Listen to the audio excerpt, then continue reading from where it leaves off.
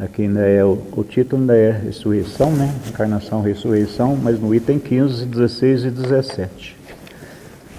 O princípio da pluralidade das existências está claramente expresso nessas três versões.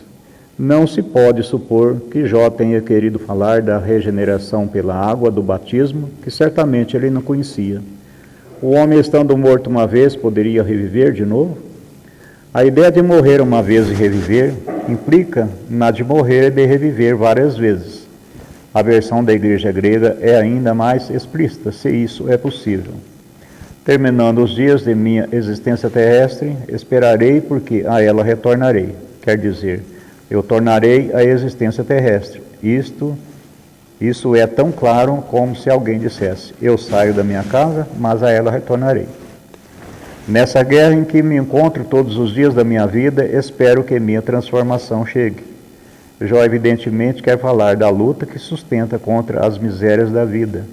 Ele espera sua transformação, quer dizer, se resigna. Na versão grega, eu esperarei, parece antes se aplicar à nova existência. Quando minha existência terrestre se findar, eu esperarei, porque a ela retornarei. Jó parece se colocar, depois da sua morte, no intervalo que separa uma existência da outra. E diz que ali ele esperará seu retorno. O item 16.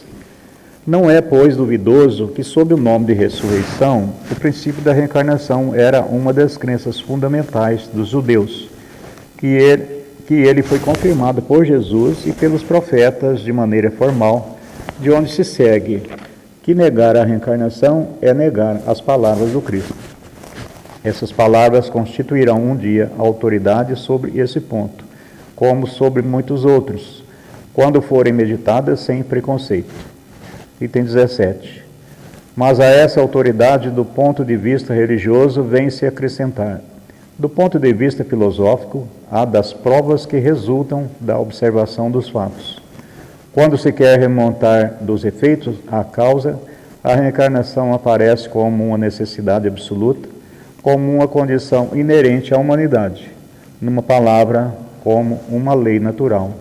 Ela se revela por seus resultados, de um modo, pode-se dizer, material, como o motor escondido se revela pelo movimento. Só ela pode dizer ao homem de onde ele vem, para onde vai, porque está sobre a terra, e justificar todas as anomalias e todas as injustiças aparentes que a vida apresenta. Sem o princípio da pré-existência da alma e da pluralidade das existências, a maior parte das máximas do Evangelho são ininteligíveis. Por isso, deram lugar a interpretações tão contraditórias. Este princípio é a chave que lhe deve restituir seu verdadeiro sentido. Nunca uma verdade foi tão contestada, né, como reencarnação, né? Olha, agora ainda estão abrindo um pouquinho a cabeça, mas toda a vida isso foi tão contestado pelas religiões, as religiões cristãs, claro, né? Não as filosofias orientais, mas as religiões cristãs, que são a que abarcam a maior quantidade de pessoas, de adeptos, né? Nossa, mas são contrários tanto à reencarnação. O catolicismo deixou de ser reencarnacionista de 553 para cá, que até ali era. Até ali a crença na reencarnação não era aquela coisa explícita com conhecimento, mas eles já aceitavam a reencarnação. Depois, no concílio de Constantinopla, em 553, foi decretado que a reencarnação não existe mais. Quer dizer, a pedido de um rei, né? Isso, foi um decreto de lei. Decreto de lei. Eu até esqueci qual que era o rei, não sei se era Constantino. Vocês sabiam de tudo, não? Constantino, acho que é Constantino mesmo. Ele decretou que a partir daquele momento não tinha mais. Arranca a reencarnação da Bíblia, não tem não. Foram os reis que plantaram o azul campina. É, né? Então, mas por que eles não queriam mais reencarnação? Porque a reencarnação suporia a pessoa que é de uma nobreza pode vir como um plebeu. Fala, não, isso aí não, então a reencarnação porra cá fora daí. Não aceitou. Não pode dar certo. Não pode. Aí daí para cá virou dogma, né? Porque quando se decreta uma coisa, não, especialmente numa religião que é dogmática, no momento, o povão, assim, as primeiras gerações, né? Não fica muito assim não, mas depois a geração vai sucedendo, aquilo vai virando aquela mentira, vira verdade, pronto, aí virou um dogma. A mentira vira verdade. Vira verdade. Aí o que acontece? Hoje ninguém, eles não vão falar ninguém não, porque o catolicismo, 70% dos católicos acreditam na encarnação. 70%. Mas eles não pregam a reencarnação não. Não pregam de jeito nenhum. Alguns padres têm conhecimento de reencarnação, porque eles estudam espiritismo mais do que os espíritos. Tem muito padre que estuda espiritismo mais do que o próprio espírito. Aqui em Franca mesmo tem um monte de padre. O Cícero veio na nossa reunião passada. Pois é. Dá testemunho dele. Mas acontece que os padres, né? Os padres que são da mente aberta, quando eles desencarnam, eles deparam com a realidade do outro lado. Então, como eles são bem intencionados, né? Porque eles pregam aqui uma coisa que eles não têm conhecimento. Mas quando ele passa do outro lado, o conhecimento se abre, aí pronto. Nas casas espíritas, por exemplo, o contingente de espíritos que trabalha no contraparte astral, então, mas tem muito padre. Eu acho que tem mais padre do que espírita trabalhando na contraparte astral das casas espíritas. A vida dele é totalmente espírita. Então, tem muito padre encarnado. Eles não pregam abertamente, o espiritismo, porque isso aí abala as estruturas deles. Então, eles podem ser, o Vaticano não permite isso, porque lá também eles estudam também, eles têm conhecimento, mas eles têm que manter aqueles pilares ali. O livro dos Espíritos é livro de cabeceira lá no Vaticano. Então, eles estudam muito mais do que os próprios espíritos aqui em Franca, mas tem um monte de padre que pega livro lá no Idefran. O Felipe fala pra gente, fala, tem um monte de padre aqui que é freguesão aqui. Só que eles não falam nada. Eles não falam nada porque senão abala a estrutura da religião e eles acabam até sendo tirados daqui. Eles não podem falar. Só que eles trazem o conhecimento para eles. Então, 70% dos católicos são reencarnacionistas. É o seguinte, falando assim, entre padres e os católicos, né? Que eles falam os leigos, né? Aos frequentadores. Então, eles já têm mais ou menos um conhecimento. Mas isso aí foi um decreto-lei de 553 para cá. Hoje, já tem essa crença que acreditam muito em reencarnação. Por quê? Porque evoluiu muito, as novas gerações, novas inteligências, nova visão. Muitos católicos frequentam o espiritismo, frequentam a igreja católica, que é a mistura, né? E é bom porque vira um conceito meio universalista, porque aceita um trabalho espírita e vai na igreja também, não tem problema nenhum, né? Porque gosta, porque é um ambiente saudável, um ambiente gostoso.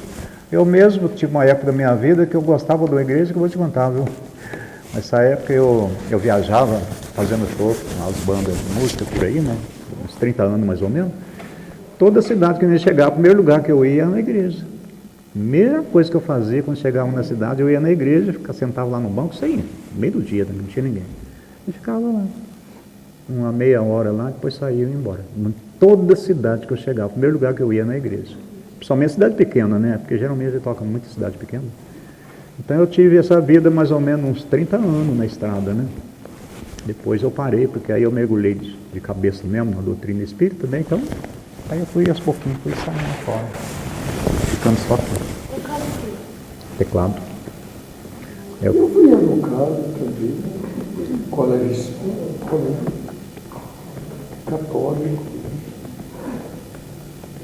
na religião católica, até os 17 anos de idade, eu fui católico. Então, eu sempre gostei demais do catolicismo, porque desde que eu vim para este planeta, desde que eu vim para cá, né? Que eu vim da de Capela, eu já vim na área sacerdotal, né? Eu já era da classe sacerdotal. Aí, o que acontece? Você fica entranhado com aquele costume. Então, eu encarnei aqui, a maior parte das minhas encarnações já no sacerdócio. Né? Na época do Cristo, eu era um dos doutores da lei daquela época. Então, toda a vida no sacerdócio. No descobrimento do Brasil, eu era padre jesuíta, eu era catequista de crianças indígenas. Muitas encarnações. A maior parte das minhas encarnações. Essa última, eu não sei se na penúltima eu fui padre também, porque até no descobrimento do Brasil eu ainda era padre também. Agora essa última eu só vim sacerdote espírita, né? Sem batina. Mas eu sempre fui da área sacerdotal. Então, por isso minha vontade, eu gostava demais do ambiente católico. Gosto demais das igrejas católicas. Esses tempos atrás, há uns meses atrás, a Tânia, eu, não sei mais quem, mas foi lá em Cássia, lembra? No santuário lá de Cássia. Olha, a hora que eu subi naquele, eu falei, eu queria subir lá no altar, né? Porque lá é muito grande, muito bonito. Quando eu subi no altar, é como se eu tivesse mergulhado no passado. Eu senti uma energia que eu não sinto em casa espírita nenhuma, né? Não sei se é porque os meus eus do passado, né? Trouxe à tona aquela energia. Mas foi uma coisa muito maravilhosa mesmo. Então, eu gosto muito desse ambiente. Hoje eu não dou muita bola mais não, porque agora, depois que a gente entra no Espiritismo, então você muda a sua atmosfera mental, você muda a sua própria energia, a sua própria vibração. Isso não quer dizer que eu queria ser católico nessa vida, não. Mas eu gostava, sim, do ambiente. Inclusive, eu não fui padre de novo, graças ao meu pai, né? Porque eu morava no Claraval, e eu mudei para Franca, eu tinha 17 anos, e meu pai era espírita, né? E a igreja, a cidade lá é muito pequenininha. Então, tinha um padre italiano lá, chamava Padre Remígio Facessi. Ele ficava o dia inteirinho. Meu pai tinha oficina de ferreiro, trabalhava fazendo as coisas que de ferreiro faz, né? Esse padre ficava o dia inteirinho lá na oficina conversando com meu pai. E religião. Mas era uma amizade que nunca vi os dois pareciam irmãos, não separavam. Mas ficava só discutindo religião. Eu, o padre, debatendo o catolicismo, meu pai, debatendo o espiritismo, né? Debatendo assim, mas aquelas conversas amigáveis, mas assim, cada um puxando a sardinha, a brasa para a sua sardinha, né? E ele tinha que voltar para a Itália, eu tinha uns 5 anos nessa época, e ele queria me levar para ser padre lá. A sorte que meu pai não deixou, porque senão eu tinha virado padre de novo nessa vida. Porque eu ia mesmo, eu queria ir. Você ia trabalhar no Vaticano. Eu gostava, eu queria ir. É? Né? Eu gostava, toda a vida eu gostei. A sorte é que meu pai não deixou, porque intuitivamente ou inconscientemente, eu sabia que a minha programação não era essa, né? Não era para ser padre mesmo, era para vir para a doutrina. Porque se eu fosse padre lá, eles iam me expulsar rapidinho, né? Porque eu ia pregar muita coisa ali que não ia aceitar, né? Então a minha sorte. Hein? Como você sabe de toda essa história? Intuição, ele tem. Mas a minha infância eu lembro de tudo aí, dessas histórias, eu lembro de tudo, isso aí, tá tudo vivinho na minha memória. Nas minhas vidas passadas, aí eu sei porque os espíritos conversam com a gente, né? Então, quando a gente está pronto para as verdades, eles falam para a gente. Eles não falam dos seus passados porque você ainda não está pronto ainda, mas no dia que você estiver pronto, eles te falam para você, você foi isso, foi aquilo, foi aquilo outro. Eu conheço muita coisa do meu passado, até personagens que eu já fui, né? Pessoas que eu sei que eu fui, eles contam pra gente. Eu não falo isso pros outros porque, para quê, né? Não convencer quem? Até hoje, de vez em quando eu vou à missa. Eu estando convencido é o importante. O que eu fui, Um pouquinho da bagagem? as personagens que eu já fui no passado, não faz diferença. O que importa é o que eu sou hoje. Para a gente também não influi. Não influi nada. Isso é bom para a gente conhecer um pouco da história da gente, né? Interessante, né? Eu sei que eu vim de Capela, sei direitinho, já me falaram, né? A gente sabe. Não é só eu, não. Eu pensava que vocês também não veio, não. Pensa que vocês também não veio? Reptiliano, e o grupo no mínimo 80% da população da Terra veio de Capela. No mínimo. a escolha de Capela veio para cá. O que era Escolha. Capela é um sistema planetário, né? Mas o nome do planeta, dos que vieram para cá, não se chama Capela. Então fala Capelina porque era um sistema planetário. O planeta mesmo chama Atilantê. Atilantê. Atilantê. Tem alguma coisa com Atlântida? É parecido, né? É claro que é parecido. Poucas palavras mudam e a pronúncia muda. Mas por que fundaram Atlântida? Atilantê. Então, a maioria dos seres que estão aqui são capelinos ainda, que ainda não conseguiram regressar, né? Muitos já voltaram, muitos já conseguiram progredir o suficiente, muitos ainda não chegaram a progredir suficientemente, tá? Não para voltar para lá, né? Para ir para um plano de regeneração. Então, a Terra está passando por esse processo todo, né? Aqueles que conseguem passar para a regeneração, fica por aqui, ou vai para um planeta de regeneração, se quiser, se tiver mérito. Mas tem uma parcela muito grande que vai ser exilado de novo para outro planeta primitivo. Quer dizer, que não estão preocupados com a evolução. Então, por isso que a espiritualidade está sempre malhando, sempre falando, exortando, chamando a atenção e trazendo informação para poder ver se salva o máximo possível de criaturas que fiquem nesse planeta aqui, porque senão vai ser exilado de novo. Porque se ninguém falar nada, Eles não estão nem falando, eles não estão preocupados. Nem falando, trazendo informação, a maioria não está nem preocupado com isso, com a evolução. Quer dizer, tem muita gente que não acredita na reencarnação até hoje, que é um absurdo, né? Com inteligência tão avançada, não acreditar na reencarnação, né? Que a gente vê a história da humanidade, que é impossível que as coisas não é dessa forma. Antônio, tudo isso que você está falando, ele é pregado dentro da doutrina espírita. O quê? Esse planeta. Não, isso aí é histórico, isso aí tem livros que trazem informação, tem palestrantes que trazem essa informação. Dentro da doutrina espírita você não acha, não livro, palavra, capela, você não vai ver, não existe. Exilados de capela, né? Tem o livro, Exilados de Capela, tem a Fuga dos Capelinos, a Saga dos Capelinos, aí acha na internet, digita lá no... Assim, você falou que dentro do espiritismo Não existe essas palavras, capela, exilado, essas coisas, não existe, porque não é o propósito da Atlanteia. Tem um livro que chama A Saga dos Capelinos, conta a história direitinho, fala até o nome que eles vieram do planeta, que eles vieram para cá. A Saga dos Capelinos, que chama. Edgar Armond. Armond com H. Memória? É porque eu tenho o livro. Eu gostaria de ter memória, porque quando eu era criança eu tinha memória fotográfica. Eu decorava as coisas só de ver uma vez. Música eu decorava, eu aprendi a tocar violão sozinho. Eu escutava a música no rádio de algum vizinho, porque naquela época ninguém tinha rádio, só tinha um bar lá que tinha rádio. Eu escutava música. Eu escutava a música no rádio, longe da minha casa, eu chegava na minha casa, pegava o violão, tocava a música inteirinha, certinho, nota por nota. Memória fotográfica. Porque toda a vida eu tinha uma memória impressionante. Eu li um livro de capa a capa, decorava eu de capa a capa. Só dava uma lida, só uma, decorava tudo. Né? Hoje eu não. Hoje eu erro até o caminho da minha casa. Hoje, só que eu sou o seguinte, eu sou assim, né? Eu sou memória seletiva. Tudo que eu não me interessa, eu não consigo. Eu não consigo memorizar a fisionomia de pessoas, nome de pessoas. Eu esqueço tudo. Nome de meus amigos de infância, eu não lembro o nome de ninguém. Eles conversam com a gente na rua, eu não consigo lembrar. Nossa, parece que eu conheço de algum lugar. Eu não lembro essas coisas. É seletivo mesmo. Quando eu preciso lembrar, isso, aí eu lembro mesmo. Quando eu trabalhava na música, eu aprendi a tocar sem ter o instrumento em casa. Eu era tecladista, mas não tinha teclado.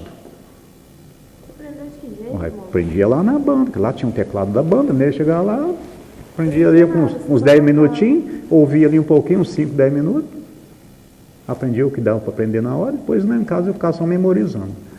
Aprendia de memorizar. Até hoje eu uso esse método para aprender. Eu aprendo alguma coisa e fico, por isso que eu falo, meditar sobre o dia a dia, para a gente saber o que fez o dia inteiro. Eu aprendo tudo na meditação. Eu memorizo uma frase que eu preciso de aprender, alguma lição, e fico o dia inteiro meditando sobre aquilo, lembrando. Não esquece mais. Memoriza tudo. Engraçado que você está falando isso daí, eu estou fazendo curso de reiki, né? E aí hoje ela passou uma técnica semelhante a essa, da gente, na verdade, fazer uma limpeza mental, inclusive pintar as paredes da nossa sala para fazer essa faxina, tá? Então, isso aí são técnicas que a gente precisa aprender a usar para você não sofrer, porque você lê um livro, você não lembra de nada dele. Ué, por que você não lembra? Não lembra porque não quer, porque está tudo na sua memória, está gravadinho ali, ó. É só você acessar. Então, se a gente aprender umas técnicas de meditar sobre o que deu, nossa, fica uma maravilha, você não esquece. Você pode não lembrar do texto na íntegra, mas do conteúdo você não esquece de jeito nenhum. E às vezes você lembra até do texto também. Então, quando eu estava na escola, os livros de escola, cartilha, aquelas coisas, tudo lá, eu conseguia decorar tudo. Até hoje, ainda tem algumas cartilhas que eu ainda sei de cor, a página inteirinha. Muitas lições da cartilha eu ainda sei de cor, até hoje. Então, a gente não esquece, não. Eu lembro de coisa quando eu tinha 3 anos de idade, quando ele estava chegando de mudança no Carnaval, eu lembro do caminhão descendo, que naquela época, o caminhão até hoje ainda é, né? O caminhão descendo assim, para chegar no rio Canoas, né, que era a divisa. Eu lembro direitinho, gente chegando assim, eu avistando a cidadezinha para ir para cá. Então, eu, graças a Deus, tenho uma boa memória. apesar que já estragou bastante, né? Mas poderia ser melhor. Mas hoje eu aprendo muita coisa sim, porque eu assisto alguma coisa, eu faço alguma leitura e fico meditando sobre aquilo. Então, quando chega na hora de eu precisar de falar alguma coisa, está tudo gravadinho na cabeça. Né? E eu desenvolvo uma técnica de fazer um roteiro mental, né? Para poder ser, é como se fosse descrevendo o que você está percorrendo. Você vai descrevendo como você está percorrendo assim. Aí você consegue fazer uma coisa de uma maneira didática, né? Progressiva assim. Mas de vez em quando eu sou muito ansioso, então eu acabo atropelando muita coisa. Eu chego lá na frente do roteiro, que eu toda a vida fui muito ansioso, né? Até hoje eu vivo trabalhando demais a minha ansiedade para ficar calmo ao máximo possível, para não ficar atropelando as coisas. Mas eu até hoje ainda não consegui isso. Eu consegui um pouco, mas estou sempre trabalhando isso para ficar cada vez melhor. Porque a gente fazer uma pregação de evangelho, você fazer com calma, com serenidade, para que as pessoas possam captar melhor. Então, a gente precisa de aprender essas técnicas todas para você. Rápido, mas... Nossa, toda a vida fui rápido para tudo, para trabalhar, para fazer as coisas, toda a vida foi muito, muito rápido. E então, eu tenho um raciocínio muito rápido, então acompanhar o raciocínio com a rapidez tremenda, né? Se bem que meu raciocínio, eu não consigo fazer as coisas que eu penso. Eu não consigo passar para a realidade de tudo aquilo que me passa pela cabeça, porque é muito rápido as coisas, né? E eu não consigo fazer porque não tem técnica para fazer, né? Por exemplo, na área da música. Às vezes eu componho música na minha mente assim, não tem como registrar, porque eu não consigo escrever. Primeiro porque eu não sei ler música, né? Então, se eu soubesse ler partitura, eu tinha criado muitas obras, porque na cabeça vem aquele monte de obras, coisas maravilhosas assim, mas só fica para mim mesmo, não tem jeito de eu passar para a realidade. Eu nunca quis estudar música, toco só de ouvido, né? Eu nunca tive meio paciência para estudar essas coisas. Nunca gostei de escola e gosto de estudar. Toda a vida fui muito estudioso, mas fora da escola. Eu fiquei na escola só quando foi necessário. Quando não foi mais, abandonei tudo a escola, não quis saber mais não. Primeiro porque no Claraval não tinha como estudar. Aí eu vim para Franca, tinha 17 anos. Podia estudar aqui, mas eu não dei bola, não quis. Eu prefiro estudar separado, assim, cursos online, por correspondência, leitura. Então eu aprendi muita coisa que eu sei de estudar, fora da escola. E hoje eu até arrependo, né? Eu devia ter cursado alguma coisa que seria muito bom para mim, porque saber não ocupa espaço, né?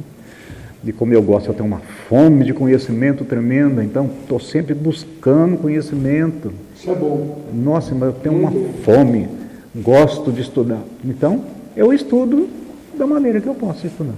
Porque nas escolas a gente não vai aprender o que a gente aprende fora da escola. Então eu prefiro estudar fora da escola, porque na escola você vai perder muito mais tempo para estudar coisas que você nunca vai aplicar na sua vida. Então eu prefiro selecionar aquilo que eu quero aprender, por isso que eu prefiro estudar fora da escola. Porque eu seleciono aquilo que eu quero. Informação não falta. Professor está tudo aqui, ó. Cheio de professor aqui. Então, você busca. Então, toda a vida fui muito leitor. Desde os meus 10 anos de idade, eu era viciado em leitura. Nunca parei. Comecei estudando, lendo, lia gibi, livrinho de bolsa, livro grande, toda a vida. Comecei a ler com 10 anos, nunca mais parei de ler. Hoje eu até leio muito menos porque eu não tenho muito tempo para ler. Tenho mais necessidade de estudar. Então, fico mais em cima do Evangelho, Livro dos Espíritos, e mais alguns outros assim que dão um tempinho assim. Mas fora isso, antes, nossa, era um livro por semana, direto. Entrando e saindo. Então, toda a vida gostei muito de leitura. A gente aprende muito de leitura. Duas coisas que a gente instrui a gente: leitura e palavra cruzada. Sabia que palavra cruzada é um mestrado? Palavra cruzada. Parece que é uma coisa de brincadeira, mas você começa com a palavra cruzada simples, né? Aquela bem facinha. Vai subindo degrau para você ver. Quando você chega lá no difícil, quando você chega no cobrão, pai do céu, é um verdadeiro dicionário. Aí você aprende coisa mesmo, do mundo inteiro, tudo quanto é lugar, e se acha ali. Só que é difícil. Porque tem 4 categorias, tem o simples, o médio, o difícil e o cobrão. Para chegar no cobrão, vou te contar, não é brinquedo não. Eu era viciado nisso, porque nessa época eu viajava direto com música, né? Não tinha outra coisa, era livro de palavra cruzada e o livro de leitura direto, ida e volta, sem parar. só lendo e fazendo a palavra cruzada. Eu aprendia muito, sempre aprendi muito mais. Tudo que eu sei hoje, eu devo às leituras e às palavras cruzadas. É lógico que a leitura ensina muita coisa, né? Você lê, estuda obras básicas, você lê um monte de livro, e eu gosto só de livro de estudo. Eu não gosto de romance, essas coisas eu não gosto. Eu gosto só de livro de estudo mesmo. Falou que é um livro de estudo que aprofunda conceitos, é comigo mesmo. Aí eu pego tudo, eu leio tudo. Você quer aprender física quântica? Vê os vídeos de Hélio Couto. Hélio Couto. Eu assisti os vídeos dele, não assisti todos, porque tem vídeos que não interessam. Que falam muito mais de prosperidade, essas coisas todas, né? Ganhar dinheiro, porque tem para todo gosto. Mas, ó, Hélio Couto é o que tem de modernidade na área científica. E é um espírito avançadíssimo. Canaliza os espíritos, fala canalizado, e conceito de física quântica com simplicidade para que todos possam compreender. Então, ele desmistifica a física quântica. Nossa, a gente aprende demais com os vídeos dele. Só que os vídeos dele é comprido. É tudo 3 horas, 2 horas e meia, 3 horas e meia, tudo comprido. Mas vale a pena.